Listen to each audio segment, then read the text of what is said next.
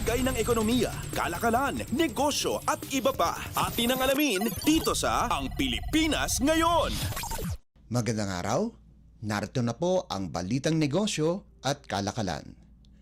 Nag-commit ang United States Association of Southeast Asian Nations o US-ASEAN Business Council o USABC na magdadala sila ng maraming pamumuhunan sa Pilipinas dahil sa mabilis na paglago ng ekonomiya, magandang demographics at mga polisiya na pabor sa pagnenegosyo.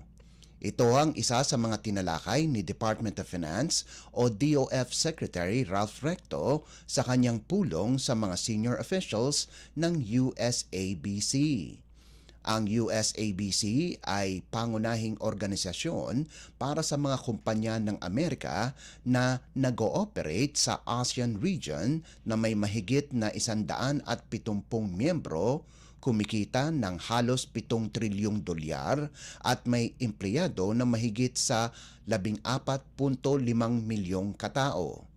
Nagpasalamat din ang organisasyon sa DOF sa patuloy na pakikipagtulungan nito sa pribadong sektor.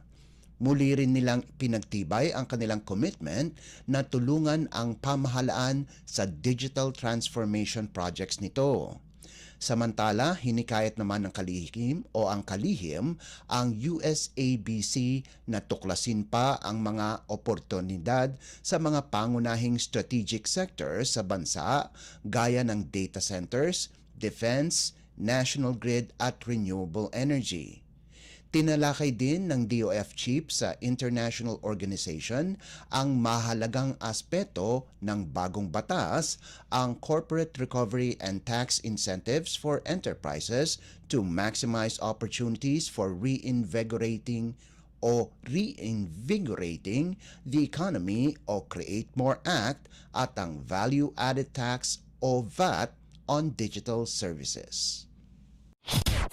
Lagay ng ekonomiya, kalakalan, negosyo at iba pa. Atin ang alamin dito sa Ang Pilipinas Ngayon. Nangako si Finance Secretary Ralph Recto na patuloy niyang isusulong ang tamang polisiya upang patatagin ang financial inclusion ng bansa at modernisa ang Philippine capital market para sa paglago ng Government Securities Eligible Dealers o GSEDs. Sa katunayan, ayon sa kalihim, ilulunsad ang innovative G-bonds ng GCash sa susunod na buwan. Ito ay upang gawing madali at maging accessible sa publiko ang pamumuhunan. Sinabi ni Recto na isa sa kanyang hangarin na gawing simple ang pag-invest ng mga kababayan gaya ng pag-order ng kanilang paboritong pagkain. Kasunod nito, nanawagan ang kalihim sa GCash, Philippine Digital Asset Exchange o PDAX Incorporated at mga regulator na pabilisin ang proseso ng launching ng G-bonds upang makamit na ang financial inclusion ng mga Pinoy. Nag-commit din si Recto na patuloy na itutulak ng economic team ang greater retail participation at digital transformation na magdudulot ng paglago sa ekonomiya. Lagay ng ekonomiya, kalakalan, negosyo at iba pa. Atin ang alamin dito sa Ang Pilipinas Ngayon.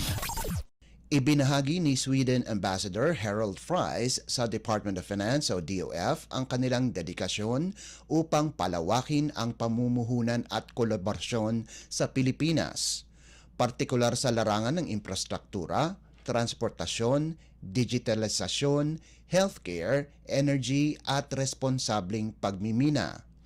Kabilang ito sa mga tinalakay ng Sweden Ambassador at ni Finance Secretary Ralph Recto sa courtesy meeting na naglalayong mas patibayin ang strategic partnership ng Pilipinas at Sweden.